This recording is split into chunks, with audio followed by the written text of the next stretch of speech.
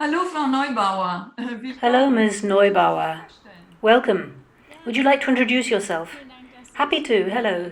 für Thank unseren you that I can kleinen be here virtuellen Space. in our Ich little bin virtual Luisa Neubauer, ich space. bin 24 Jahre alt I'm und Luisa Neubauer. I'm Klimaaktivistin. 24 and I'm a Nebenbei climate studiere ich activist. auch. Ich studiere einen Apart from Master that, in I study. I'm Geografie und doing an MA Ressourcenmanagement now on geography and und resource ich management. wohne vor allem in Berlin, And wenn I ich nicht live primarily in Berlin when I'm not on the road. Ja, aber letzte Woche waren Sie in Brüssel Yes, and bei der last week you were in Brussels Kommission heißt at the crisis planning meeting of the EU on Next Generation EU, and you brought an open letter for Ursula von der Leyen. What was that about? Die EU ist ja in einer The EU is in a very brisanten Situation. Man what do könnte we es call it? historisch nennen, ich glaube, man nennt aber die Delicate jetzige situation. We Situation could nicht call it historic, but probably historisch, most sondern periods are brisant. historic, Aber diese and it's good brisante that we take ourselves Situation seriously. zu jetzt But im this Kontext der delicate situation is Corona-Krise, due to der the fact that within the framework Recovery-Maßnahmen of und die jetzt COVID ergreift 19 werden,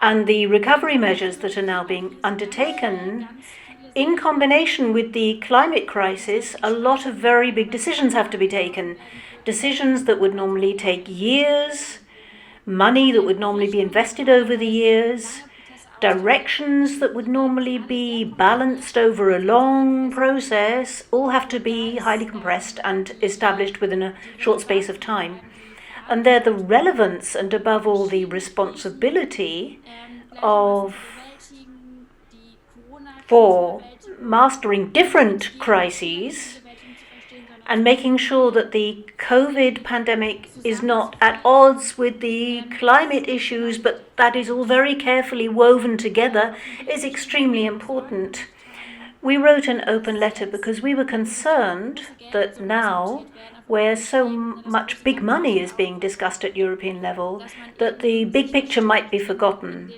in den and that people Streitgefechten become enmeshed um in Finanzsummen, arguments das about exact Investitionsvolumen amounts of money vergisst, and was eigentlich volumes gerade for investment, and forget what's really Kontinentalgröße, aber auch ganz im globalen happening Bereich at stattfindet. continental level, in Dieser fact, globally. Brief wurde von wahnsinnig vielen Menschen And unterschrieben. this letter was Läuft signed bis by heute. an awful Es lot ist of nächsten people. Monat lang It's still mindestens. running.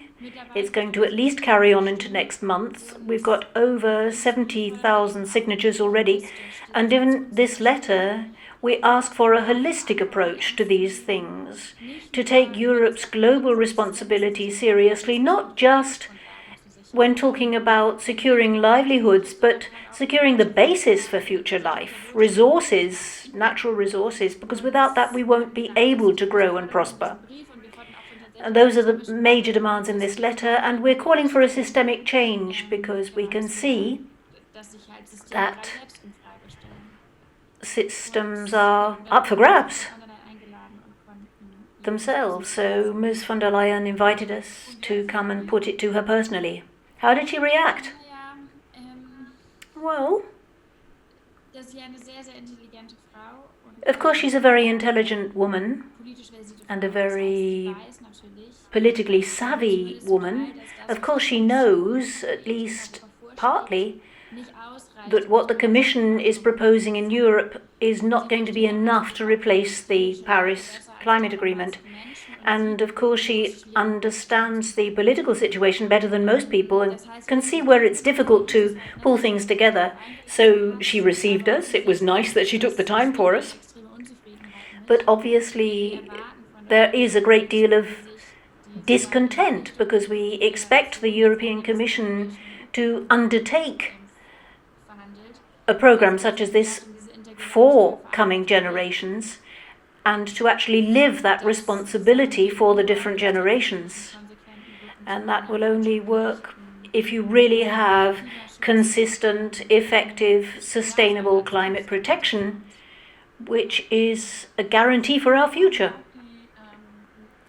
Yes, and last week the Economists for Future also published an open letter which suggests that in study curricula, for example, even in economics, issues like diversity, biodiversity, climate crisis should be included. How do you see that? Yes, it's very interesting. because we are scientists, we work with Scientists for Future, and what very often happens politically is that economists are played off against natural scientists. That happened, for example, on that TV chat show, Markus Lanz, when I was talking to Friedrich Merz, the politician, and he said, yes, we said science, and he said, yes, we have to listen to the economists, and they say growth, growth, growth.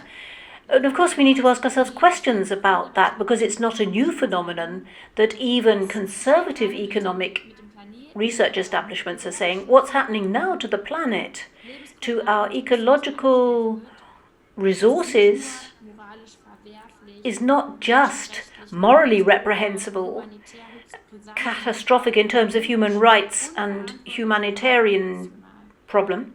It's also, above all, irrational.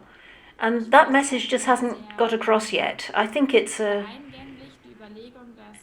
very obvious idea that economic systems can only be productive if they consistently exploit people, nature, the planet, that's not going to work, ultimately. That's not a construct that, in the long term, is going to ensure people's well-being. In the theory, it's there, it's very consolidated in many quarters, that idea, and it's not at all radical anymore, but it's absolutely not rooted in society and politics, in the media, is not got to the point where it needs to be. That is mainstream idea. And to think about that and to say, what is taught in economics? Every year, tens of thousands of young people leave universities throughout the country with their degrees, and they're following the same recipes as they have been for many centuries. This idea that you have to make practice fit the theory. But that's not going to lead anywhere. We really have to grab it by the roots and say, let's start thinking differently about economics and teach it differently so that this bears fruit in companies, in the media, in the general public. And I'm very grateful to them for writing that article. I need to ask you, though, we consumers know that if a price is really cheap, then something is not quite right. Either the workers, labor, have been exploited, or the environment has been plundered. So how do you address consumers on this issue?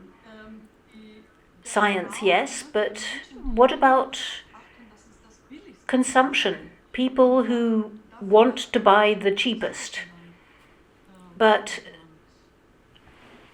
burn resources in the process. Yes, that's true. We are responsible members of society.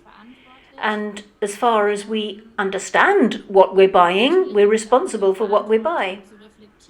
Of course, it's part of our responsibility to reflect upon what we consume and how.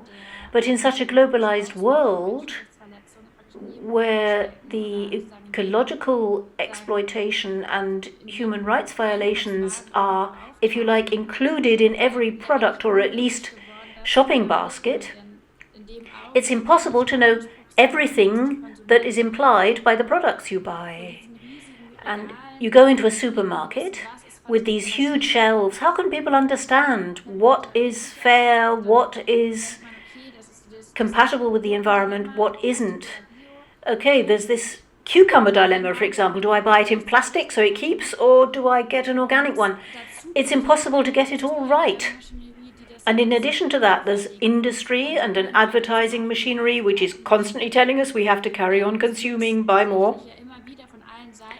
It's hard to get your bearings. Of course, consumption data aren't published.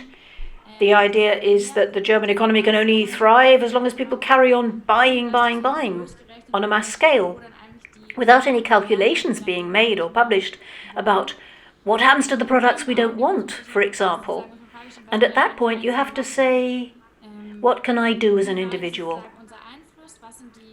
To what extent can we influence these things? What expectations can we have of consumers? There are some expectations we can have, but how much of that responsibility has to be carried by companies, industry, lobbies, for example, who circulate products in the market, even though we know that in terms of human rights or in the environment, those products shouldn't even be there, or they should be priced very differently. And adjusting all that, balancing all that, requires bodies that can mediate and establish a framework of rules that apply to everybody. And then there's this other thing that we've actually reached a point now where a lot of people don't really have a choice as to how much they feel able to afford. It's a very privileged position to be in, with people who have to count the pennies, to expect them to spend a bit more money on what they buy in order to avoid something that they don't exactly know what it is, that has to be factored in, for example, into the social benefits that the unemployed receive.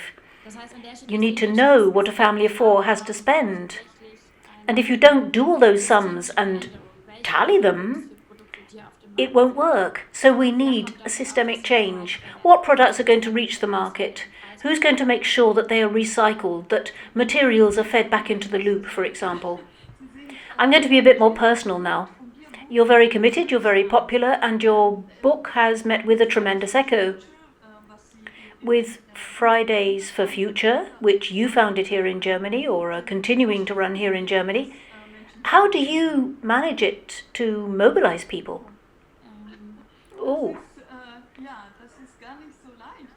it's not that easy, is it? To mobilize people for issues like this. Well, I don't do it on my own. I am very, very enthusiastic about the abundance of opportunities we have as a society, as a generation, as women, as young women, as those who say we're not going to carry on as usual. And this enthusiasm I have, and I carry it with me into the world.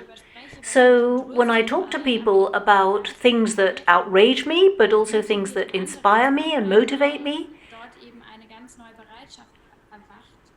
when I can put that across, I see that people are ready to say, okay, yes, I'll join in. And I have a kind of privilege, a responsibility. I'm fortunate enough to be able to talk about these things in public, about the things that outrage me. And I see that I'm not the only person who thinks like this. But all of this only works because we come together, because we have a movement and work with other movements. As young people, a lot of us have met each other and seen, okay, we can do these things for ourselves, or we can get together and try to do something bigger. And amazingly, it works quite well. Only I can see that this imagination and this ability to dream about different futures, different possible exit paths out of this situation aren't really trained, aren't really exercised. People don't learn that. There isn't much space for it. And so I try to create spaces to do that. By going to a lot of events, talking to a lot of people, trying to create spaces where people can get together and think together about today and tomorrow, the status quo, business as usual, and about business of tomorrow. It's also a question of where do you find people that you can work with, and how do you contribute to making sure that those spaces exist for them to come together? I think that's the start of a lot of things. Yes, in your book you write about possibilists. Who are possibilists in your sense? Oh, yes, well, it's an attitude. I am very often asked why I'm not incredibly frustrated given the climate disasters that we're confronting. I'm a natural scientist, which means at least I understand a lot about what is happening across the planet. And if you break that down to an anthropogenic level, of course it's absurd. It's scary, it's gruesome. So people say, Luisa, aren't you quite pessimistic about life? And others say, but you always radiate this enthusiasm, so you must be an optimist. Probably there's something to that too. What we're trying to do with the book is define an attitude which breaks out of that dichotomy of optimism and pessimism and tries to define an active core, an active factor. Because both optimism and pessimism are passive. Either it's all going to work out well or it's going to work out badly, but we don't see ourselves as active agents in this fabric. And possibilists, in our sense, are those who see what's possible, but understand that we need to understand all the possibilities, and if we want to achieve what we think is possible, we have to make a commitment to it. And that's an attitude which really helps. It's a fantastic attitude to COVID-19 as well, because the whole process involving coronavirus in Germany is to do with people who say, okay, we can tackle this, we can deal with this, but we need to stay at home, we need to do this and that, we need to talk to our neighbors and friends about it to make sure we can get through this crisis, to make sure that we can tackle the numbers. Is that probably why you've got to where you are? Making these decisions. To be honest, I think I was in the right place at the right time. I had a lot of very lucky energy flows that came together. And I'm also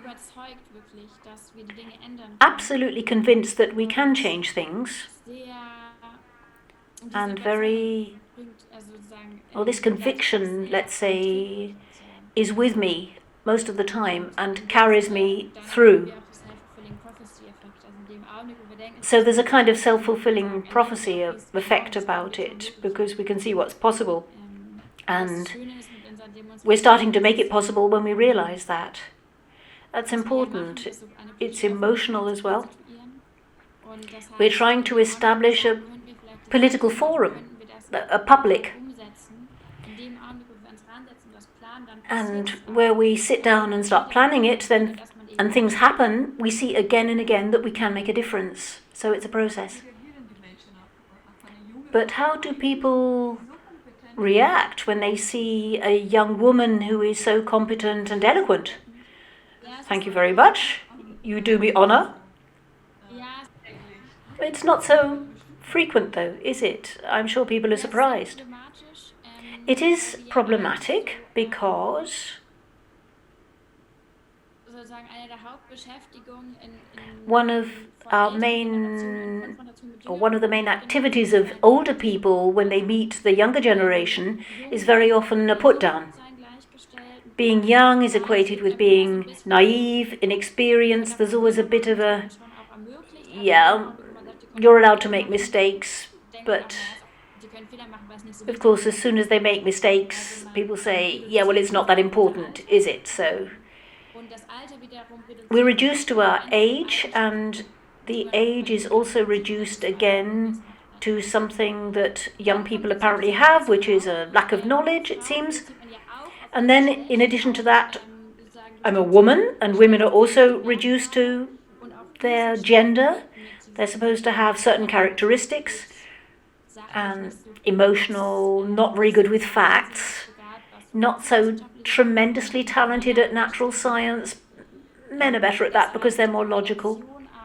So that combination of young and woman and then political, so perceived in a public forum, in a speaker's role, that's an awful lot to deal with, and it's hard for some people to digest, I get the feeling, for those who thought the world was different and roles are distributed differently. And that makes it difficult, especially I think for older men, to work out what to do with a person like me. Das kann dann in alle möglichen Richtungen ausarten. It can go in any direction. Ganz vieles im Internet. For example, I often see it on the internet that men spend a lot of time explaining to me how unimportant I am. It's nice, of course, when you think about it, people explaining to me that I'm unimportant, but in a way they're endorsing my personality. And then there's something very sexist as well about their approach and the age. You should be going to school, you know. I think, okay, in school I learned how to do research, and that is the basis for my career. So that's quite a typical dynamic. For example, I had that with Mr. Käse, the CEO of Siemens, or with Friedrich Merz, the politician who was on that talk show recently. And as soon as they finish talking to me, they come up with their avuncular advice like, why don't you stand for parliament? Do something with your life. Take a proper job, or do carry on, because we need people like you. Because they've got to pack me into some kind of a box. And they haven't really practiced it. What are you going to do? It is a challenge. My existence. That look that Friedrich Merz gave you on that chat show, it's been circulated around the social media a lot. It was quite incredible. A strange look that he gave you. Yes, it's difficult, but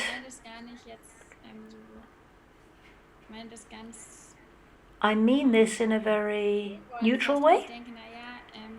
Yes, because I think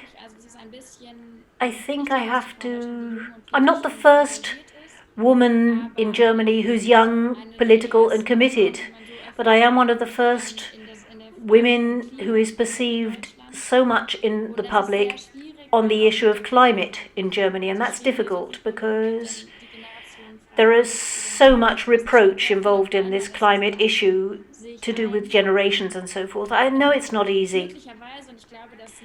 Fortunately, and I think that releases me a little bit from this aggression that builds up around me, is that I know that I didn't get into this in order to make these men especially happy. If they're aggressive or frustrated or irritated or they lack respect, then it's their problem, it's their aggression, it's their hatred, it's their irritation, frustration. It's not my job to resolve it.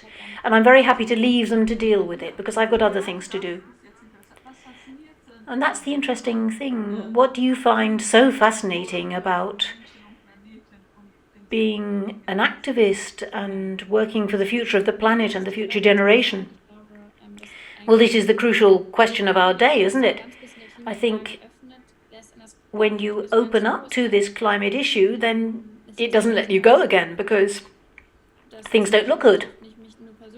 And that doesn't affect just me personally, it affects a lot of people who today are already suffering from really blatant climate change. And that coincides with a lot of other political ills, injustice, social problems. And if we don't tackle the climate crisis, then our human project is existentially at risk.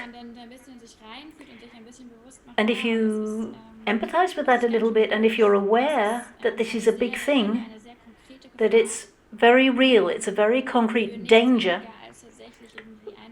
for nothing less than all of us, then I don't think that you can say, okay, ciao, I've done enough now, I've got other things to do with my life. And I'm sure something else that's very important in my case is, on the one hand, that I'm aware of my privilege.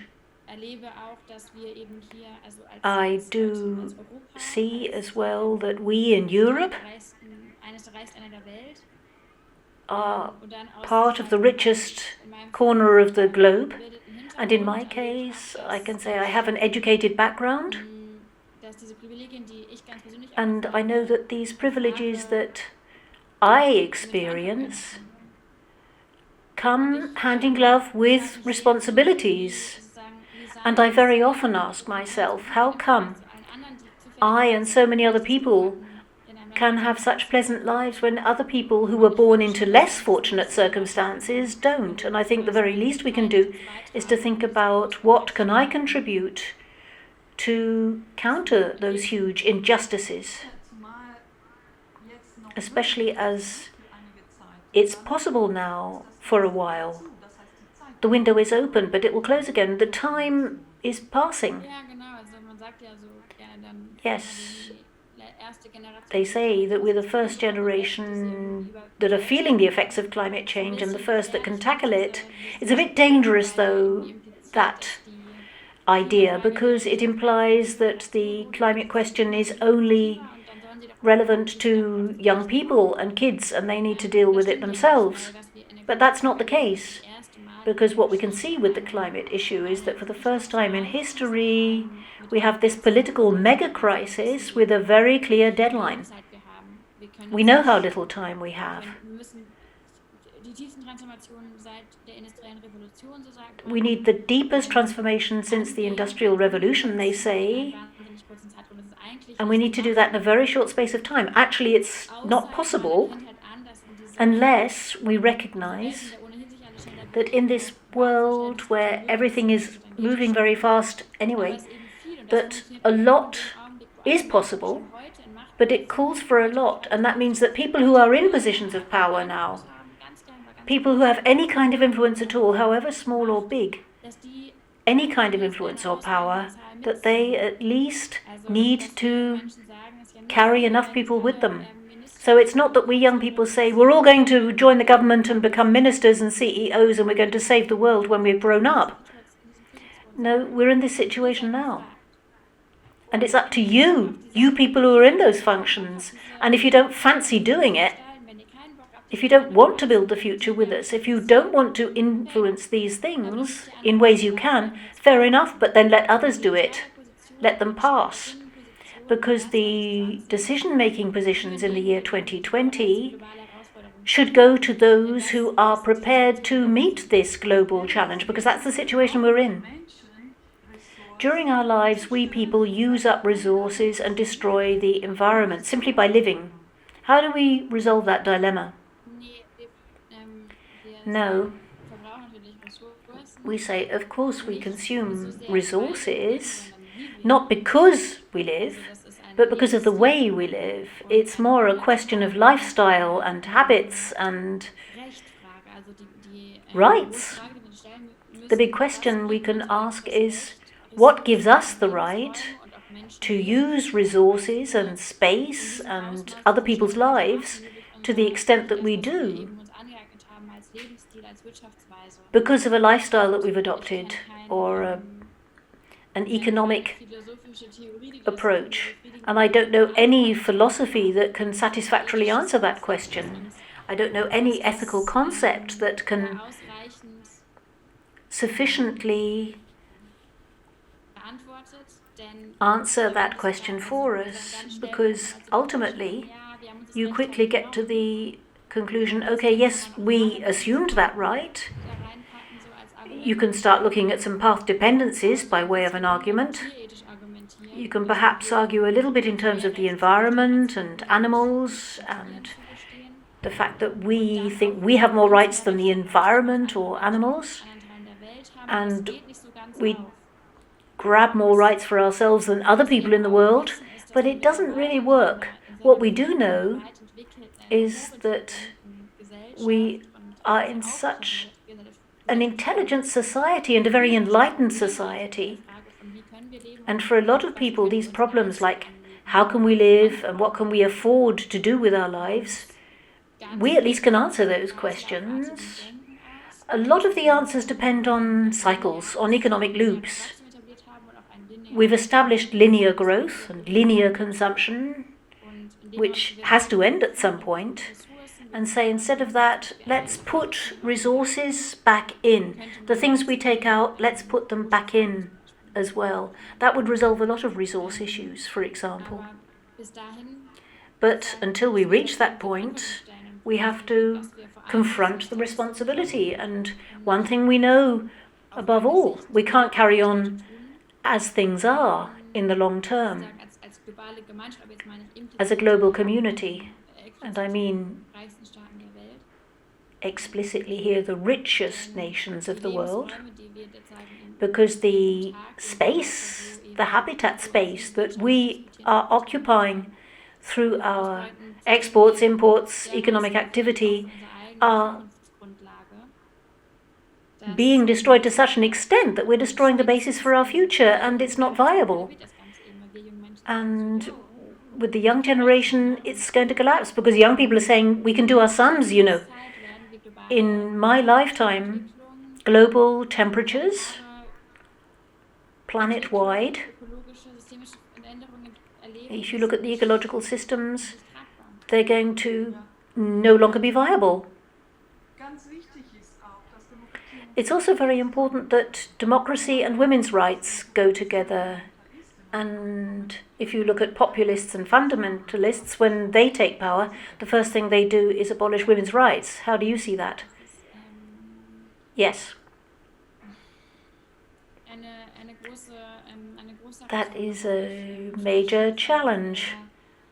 I'm saying that quite consciously as someone who's been inspired by feminism. We see that many of the big crises around the world are very male, patriarchal crises.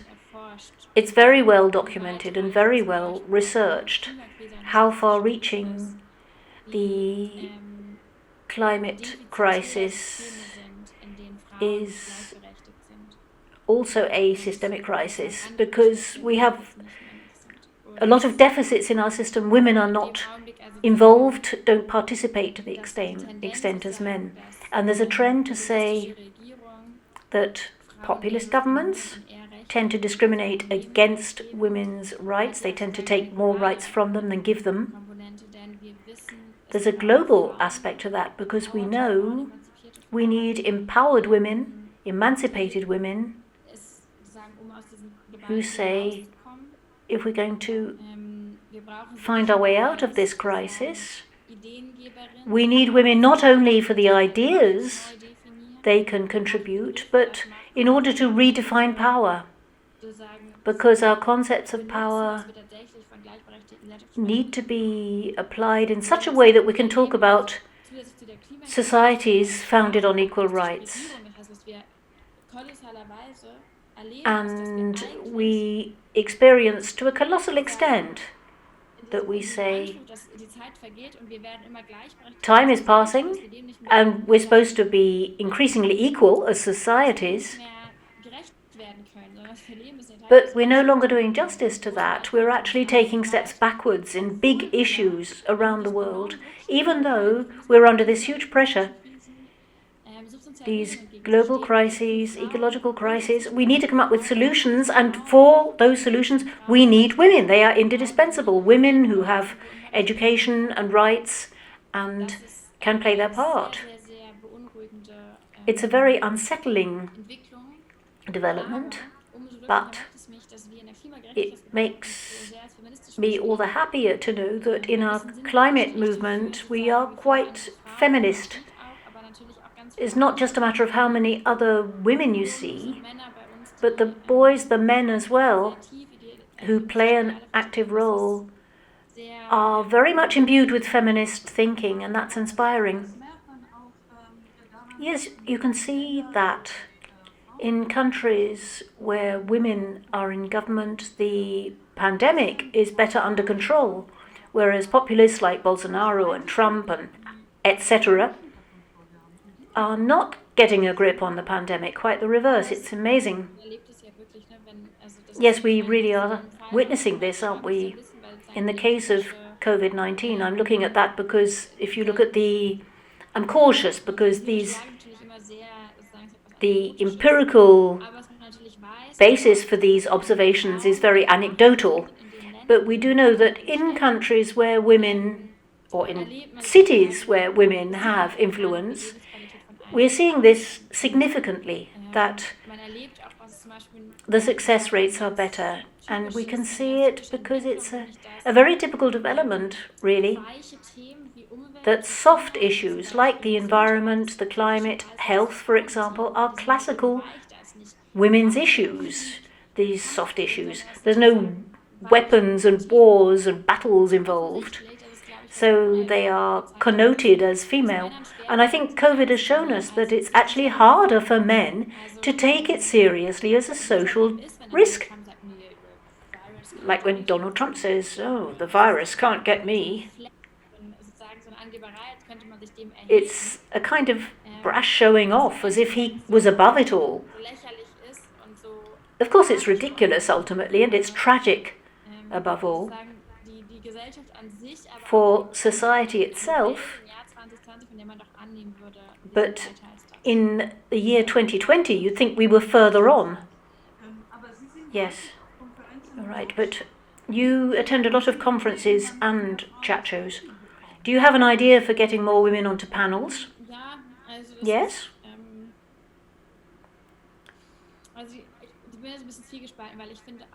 I'm a little bit torn on that one because I think the fact that, well, we actually see it, that more women are coming to chat shows because of expectations that are raised. I don't go on a chat show and if I think there's no other woman there. It's a condition I place. And increasingly I see this in other contexts too, that people say, "Oh, look, we're all white on this panel, can't we change that?" We need diversity in all directions. That's one thing. The other thing, of course, is that a chat show is very much a paternalistic approach. They tend to happen in the evenings, who's looking after the children. And in addition, I think what we're seeing is that this whole concept of the chat show it breaks down when you have emancipated feminism. Because these shows really are a lot of waffle very often. It's a kind of political show in many cases, and a lot of women, I know, refuse to play ball. They say, "I'm not going to come and talk about something I don't know anything about." Invite people who can say cleverer things. They don't want to take part in a format which seems destructive, answering questions which are posed in such a way that they're not going to help anybody. We need to look at the contents. We need to look at constructive formats. And if they're not constructive, people don't want to take part in them. I can understand that. I think it's very understandable. And I also often say, no, I don't want to be part of the show, because if I get the feeling, no, I think there are better ways for me to say meaningful things in forums, then I don't have to join those shows. You've achieved so much already. What would you still want to achieve if you had more options? If you could do anything? If you had a wish? Interesting question. Well, of course, I work for the climate in Germany and Europe above all, but what I'm really committed to, passionate about, is, let's say, people in other parts of the world, young people in Africa, South America, Asia, and so on. If I had more time, I would like to spend a lot more time on global development. If we had resolved the climate question, I would spend a lot more time on women's issues, with feminism and patriarchy. I think that's still a very open issue in my life. And apart from that, I think in an ideal world I'd had more time to read and write.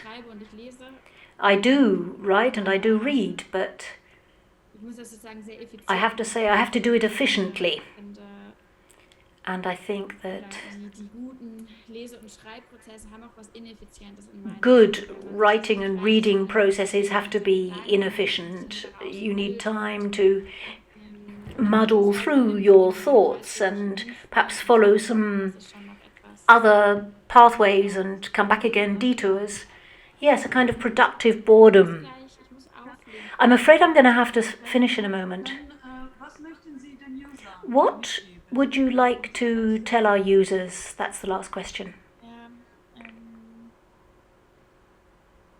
naja, vor allem, dass wir Well, above all, uns es nicht leisten können, auch that we eine can't einzelne afford Person, auf der Strecke zu lassen, wenn es um die to Frage leave anyone behind. We're talking about our future here, and that means we're talking about von den großen ökologischen, sozialen, Menschenrechten big ecological, social issues, human rights, sehr, oder ich hoffe sehr, ich and I appelliere hope sehr an die Menschen, sich selbst ernst nehmen, profoundly that people will take themselves seriously ersetzbar ist, and überhaupt don't let anyone tell you you're indispensable. You're dispensable, because nobody is dispensable. We need everybody. As soon as allgegenwärtig, dass wenn man nicht selbst you realize that you need to tackle things yourself in small ways, in big ways, online, in the street, among your friends, in your family, at work, when shopping. If you don't do it, who will? Niemand macht oder darf in anderen Ländern darf man. And at least in this country we are allowed to. Yes, and that's another question, of course. But in other countries, this is a very different situation. But there too, we see that for a lot of people, even small steps are possible. And I think I experience how people feel enriched if they are a small part of a big thing and they tackle it. Vielen Dank für die Zeit. Fantastic. Thank you for your time.